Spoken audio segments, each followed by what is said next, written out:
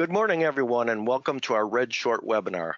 It's a brand new year, and with that, we've invited Jason Sgro of the Atom Group to discuss this year's predictions in cybersecurity, along with some remediation steps. I actually met Jason this past year through the InfraGard group, and specifically in our New Hampshire chapter. And Jason was so nice, and he's actually helping us on our board with InfraGard. So it was a great connection there, and hopefully we'll be doing stuff in the future here. So Jason heads up a unique cybersecurity team at the Atom Group. And before we jump into his predictions, Jason, why don't you tell us a little bit about the Atom Group and also maybe a little bit about your background? Yeah, absolutely. Thanks for having me, Bill. It's been great getting to know the InfraGard folks and helping out where we can there. I know that a lot of our companies based in public-private partnership, and so it's very kind of on mission for us. And I'm always up for good French toast breakfast, so good there. The Atom Group is a New Hampshire-based company that's been around for about 15 years now, materially in cyber and focused in cyber for about 7 of those years, so about 50% of kind of our life. I've been in the industry now 21 years, various startups, Fortune 500s, kind of cut my teeth in big tech, and then moved into more of the New Hampshire local space. We strive to be a local company for local companies, but we have huge clients as well, whether it's a BOA or an IBM or something like that, or an Intuit, or right down to little local municipalities and whatnot, where we're just really trying to get out there and fight the good fight and help. I run our cybersecurity and human privacy practice, and so we're split pretty much right down the middle between traditional cyber, proactive and reactive. We have a large emergency remediation practice, and that works primarily in regulated industries, on-staff breach counsel, all of that good stuff. But then the other side is human privacy, where we serve as virtual privacy officers. We deal with both national and international state-level regulations. And it's just been a really exciting world over the last couple of years as everything's developed. Unfortunately, there's been a lot of new victims over the last couple of years. So working with them is always an emotional experience, but we think we're making some progress. So happy to be here and joining with you today. Oh, yeah, good. Well, you have the floor, and let's hear what you have for your predictions for this year. Sure. Yeah. So, in sometimes we make predictions, they're based on, stuff that's already kind of happening. And I've tried to steer away from that a little bit and really go out a little bit further. And one of the things that we're talking about and we're predicting for this year is that the speed of attacks is really going to increase from between, primary exfiltration and the date of the attack. Right now, we're looking at maybe 30, 60 days, dark web marketplaces or whatnot, filter data. There is some lag time in between, but we're seeing that a lot of people are starting to invest in proactive data intelligence. And I know that that's data is right in your wheelhouse there, Bill, but right. We built out a big kind of analytics footprint and trying to stop the ability, of somebody to exfiltrate your data. Now, you're either going to be successful or you're not, but knowing when someone is successful is going to be huge. And so kind of our first prediction is that we're going to need to increase our data analytics footprints and our ability to get that kind of proactive counterintelligence out in a matter of days, not in a matter of weeks or months where it is today. So right. The speed between exfiltration and attack is going to be days, right? Now, there's no time to waste. And we're already beginning a little bit to see it where, depending on the kind of the criticality of the data, or maybe the name that's associated with the data, may speed the movement of that data through marketplaces to be sold or to be utilized by an attacker.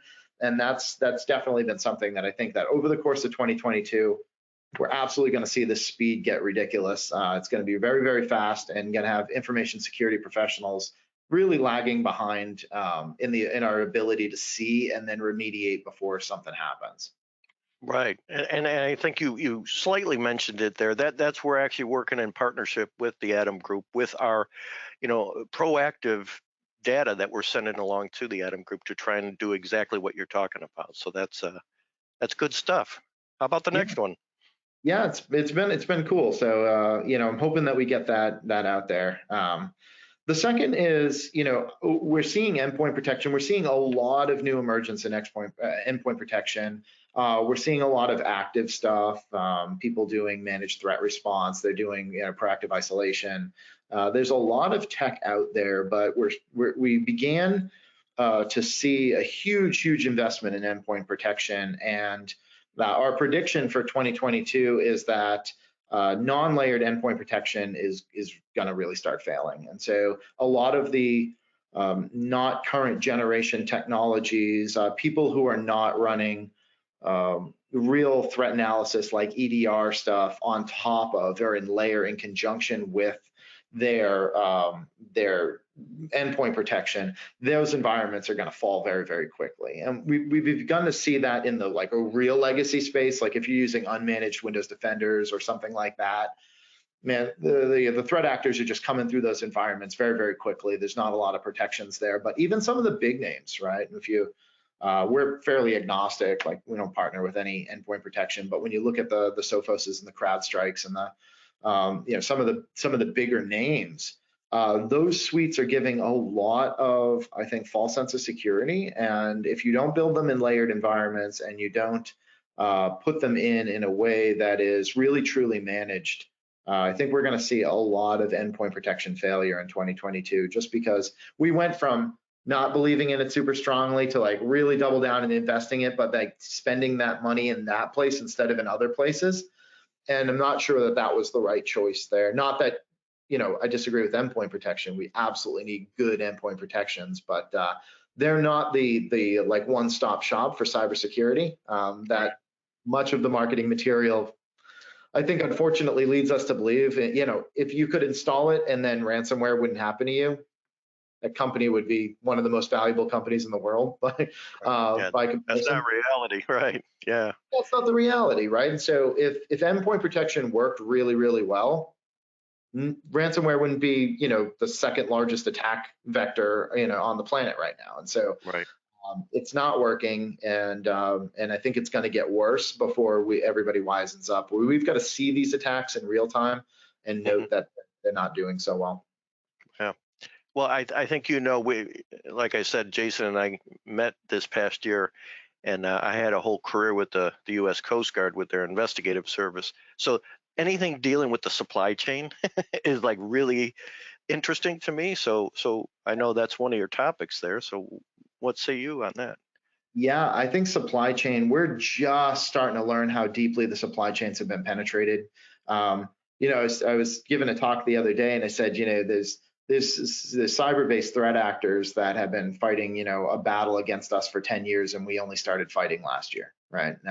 There's long-term tenure. We're going to start seeing a lot of engineers that have been placed long ago that maybe are in key positions to leak data, internal data protections, internal mechanisms for vetting engineers with critical access and whatnot are going to become the norm here in 2022, because this supply chain threat is just getting rolling. What we've seen is that, it used to be wide net attack, right? Just throw it out there and throw everything against the wall and see what sticks.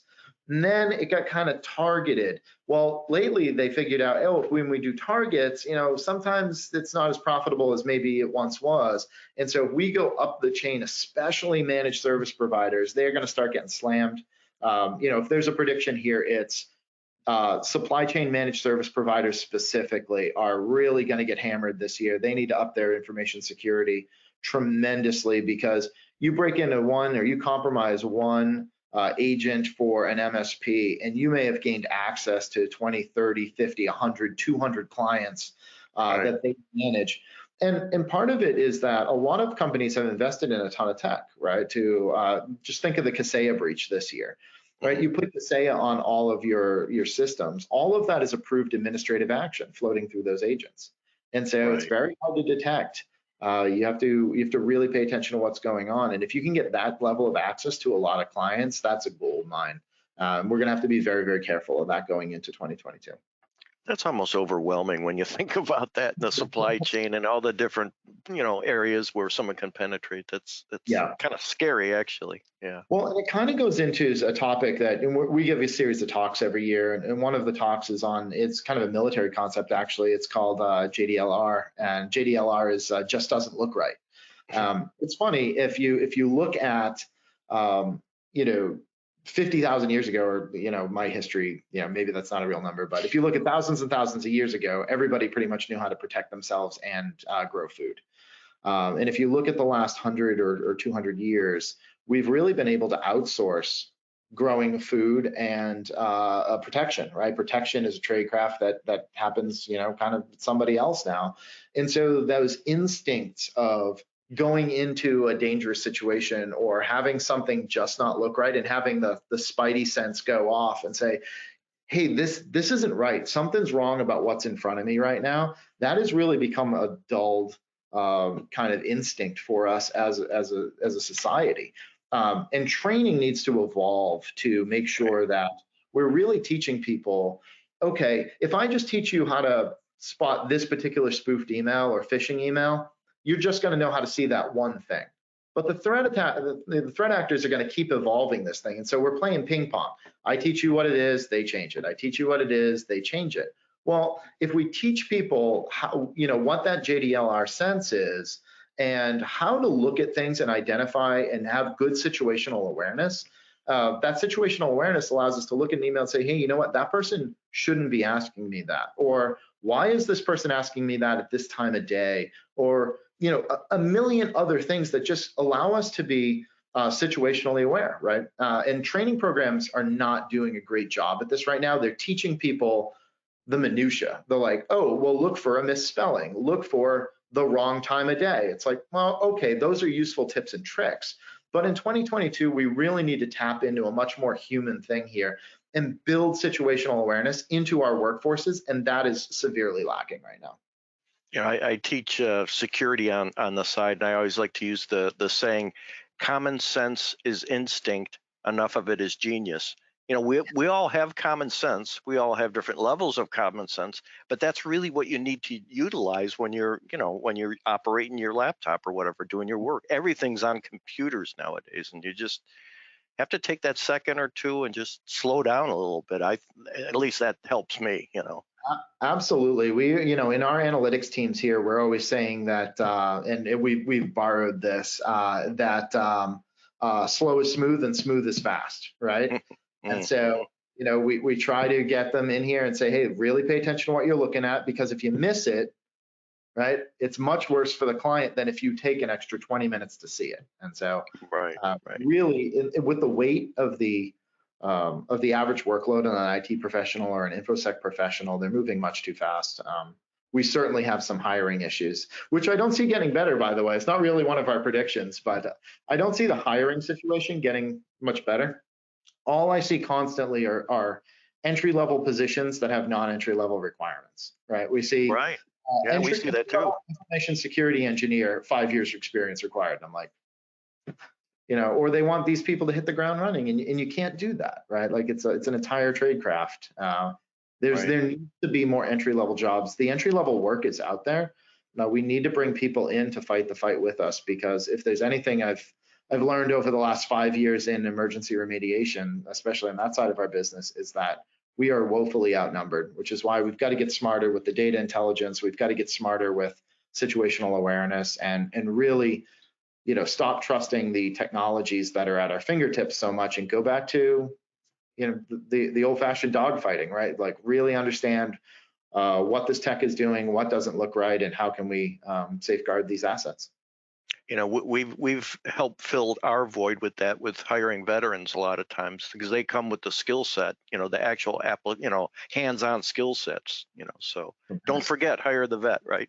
So absolutely, 100% there with you on that. Right. And any others, or did we hit all of them? No, I think we hit all of them for today. I know that these are short times, so I'll end my talk there. Okay, well, good. Thank you, Jason, and thanks everyone for joining us here today. If you have any questions regarding this topic, please, you can get in touch with our owner, which is Jay McKee at wapaclabs.com, or directly with Jason. What would be the best way to get a hold of the Atom Group, Jason? I'm Jason, Jason, at theatomgroup.com. That's TheAtomGroup.com. Okay, great. All right. So join us next week, January 19th, for our next REDSHORT. If you've missed any of the previous REDSHORT reports and webinars, you can find them at our portal, which is redskyalliance.org/REDSHORTS. So if you're not a member, you can sign up. It's free. It's a free membership, and it has a lot of cool stuff on there. So thanks again for your attention. Thanks to you, Jason, and the Atom Group, and everyone have a great week. Thank you.